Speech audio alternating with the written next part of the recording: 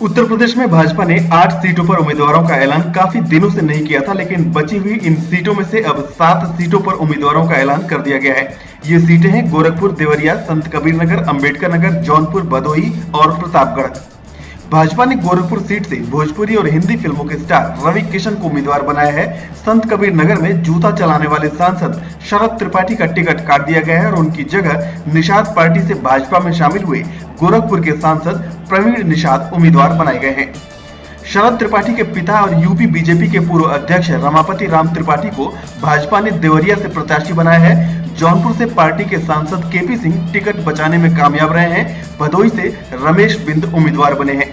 योगी सरकार में मंत्री मुकुट बिहारी वर्मा को अंबेडकर नगर से प्रत्याशी बनाया गया है। वहीं भाजपा ने प्रतापगढ़ से अपना दल सांसद हरिवंश सिंह का टिकट काटा है और यहां से अपना दल के विधायक संगम लाल गुप्ता को उम्मीदवार बनाया है। इस तरह से अब सिर्फ घोसी सीट पर प्रत्याशी की घोषणा बाकी है। इस सीट के बारे में चर्चा है कि भाजपा इसे सुहेलदेव भारतीय समाज पार्टी को देना चाहती थी। हालांकि सुभाषपा अध्यक्ष ओम प्रकाश राजभर का कहना है कि भाजपा ने पेशकश की थी कि अगर ओम प्रकाश राजभर खुद भाजपा के टिकट पर घोसी से उम्मीदवार बने तो भाजपा ये सीट देने को तैयार है। राजभर के मुताबिक उन्हें ऐसी पेशकश मंजूर नहीं थी। उनकी पार्टी से कोई चुनाव लड़ेगा तो अपनी पार्टी के निशान पर। उन्होंने भाजपा की पेशकश खारिज कर दी है और यूपी में 25 सीटों पर अपने उम्मीदवार उतारने का ऐलान कर दिया है।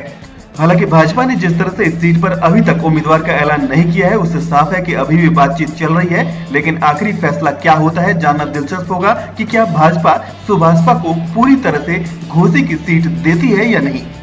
इन 7 सीटों पर उम्मीदवारों के ऐलान के साथ ही भाजपा ने राज्य की 80 में से 79 सीटों पर उम्मीदवारों का ऐलान कर दिया है। 2 सीटें भाजपा ने अपना दल के लिए छोड़ी हैं और बाकी सीटों पर उसने अपने उम्मीदवारों का ऐलान कर दिया है। सिर्फ घोसी की सीट, एक बार आपको फिर बता रहे हैं कि सिर्फ घोसी की सीट बाकी रह गई है जिस पर सुभाषपा का उम्मीदवार हो सकता है।